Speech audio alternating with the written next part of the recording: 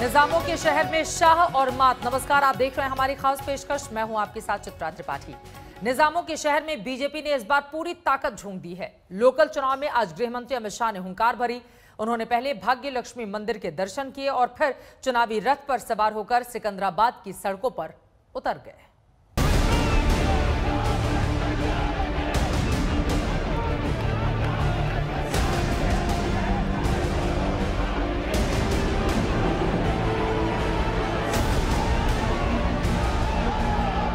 ओवैसी के गढ़ में अमित शाह ने कुछ इस अंदाज में भरी हुंकार।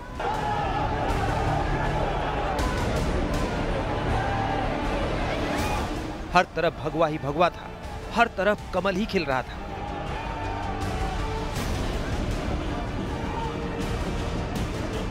अमित शाह का रोड शो सिकंदराबाद के सनत नगर में शुरू हुआ।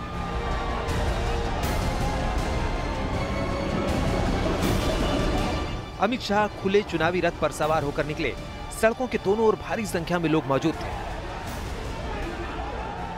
सनत नगर से खैरताबाद और जुबली हिल्स होते हुए बीजेपी दफ्तर पर यह रोड शो खत्म हुआ। रोड शो से पहले अमित शाह ने बीजेपी का भाग्य बदलने के लिए भाग्य लक्ष्मी मंदिर जाकर मां लक्ष्मी का आशीर्वाद लिया। शाह ने मंत्रोच्चार के साथ पूजा की।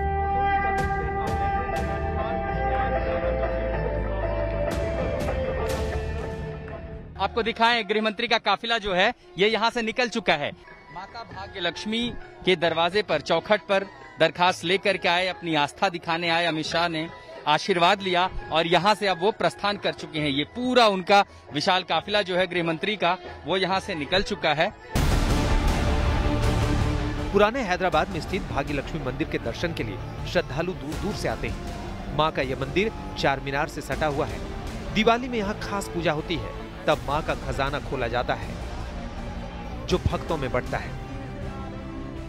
जो भी यहाँ पे आते हैं, दर्शन करते हैं, पूजा करते हैं, भगवान उनको हमेशा माता जी सफल करती हैं। उनके सामने पहुँचा तो भगवान अपने आप मनोकामना पूर्ण कर देते हैं।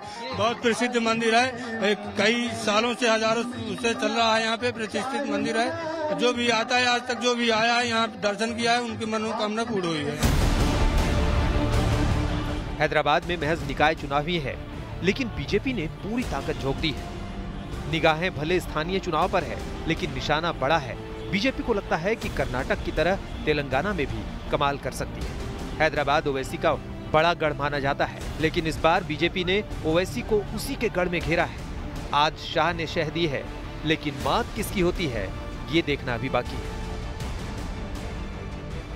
आशीष पांडे के साथ आशुतोष मिश्रा, हैदराबाद, आज तक। जबरदस्त भीड़ देखकर अमित शाह खासे उत्साहित भी नजर आए। वैसे रोड शो के बाद अमित शाह ने बकायदा आधे घंटे तक प्रेस कॉन्फ्रेंस भी की और उसमें विपक्ष पर जबरदस्त हमला बोला। मैं आपको हैदराबाद की जनता को भरोसा दिलाना चाहता हूं कि हम हैदराबाद को नवाब निजाम कल्चर से मुक्त होकर एक मिनी इंडिया बने ऐसा शहर बनाने की दिशा में आगे बढ़ेंगे। हम डायनेस्टी से डेमोक्रेसी की ओर जाना चाहते हैं। चाहे ओवैसी साहब की पार्टी हो, चाहे टीआरएस की पार्टी हो, हमें तो बहुत सवाल करती हैं। मगर मैं पूछना चाहता हूं कि इतने बड़े तेलंगाना में आपके परिवार के अलावे आपको कोई नहीं मिलता है जी? आपके बाद आपका परिवार ही क्यों आता रहता है और किसी में टैलेंट ही नहीं है? हम डायनेस्टी से डेमोक्रेसी की ओर देश के लोकतंत्र को ले जाना चाहते हैं। हैदराबाद और तेलंगाना को ले जाना, तुष्टीकरण से हम सम विकास की ओर जाना चाहते हैं। किसी का अपीसमेंट नहीं करेंगे, सबको बरोबर मौके मिलेंगे। मैं एक सवाल फिर से श्रीमान चंद्रशेखर राव जी से पूछना चाहता हूं, ये मजलिस के साथ आप जो समझौता करते हो, इसमें हमें कोई आपत्ति नहीं है। कोई आपत्ति नहीं, कर सकता है। लोकतंत्र में कोई भी व्यक्ति किसी के साथ भी जाता है, मगर गुप्त समझौता क्यों करते हो? इतनी हिम्मत क्यों नहीं है कि मजलिस के साथ खुलेआम सीट शेयरिंग कर लड़े? एक कमरे के अंदर इलू इलू कर आप सीटें बांटते हो। सार्वजनिक रूप से हैदराबाद की जनता के सामने अभी भी प्रचार में 1 घंटा बाकी कह दीजिए कि हाँ, हमारा मजलिस के साथ समझौता है। क्यों हिम्मत नहीं है आपकी? इसका जवाब केसीआर और मजलिस दोनों ने होना चाहिए। मैं इतना स्पष्ट कहना चाहता हूं कि तीनों बिल जो है किसान रिफॉर्म्स है वो किसानों के भले के लिए है और बहुत समय के बाद किसान एक जकड़ी हुई व्यवस्था से बाहर आने वाला है। राजनीतिक विरोध जिनको करना है वो कर सकते हैं।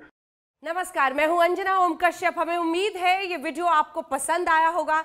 लेटेस्ट खबरों के लिए यूं ही देखते रहिए आज तक और इस वीडियो के पसंद आने पर लाइक, शेयर एंड सब्सक्राइब करना ना भूलें।